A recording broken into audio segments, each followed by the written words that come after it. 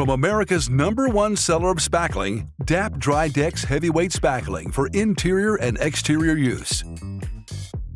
First, collect all the materials needed for your project or repair.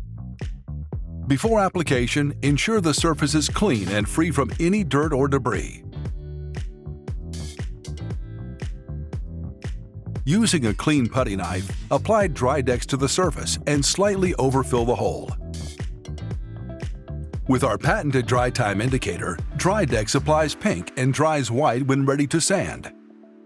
DryDex won't shrink or crack, providing a visually appealing repair. No priming required. With your project complete, immediately clean your tools with water and ensure you close DryDex with a tight seal before storing for your next project or repair.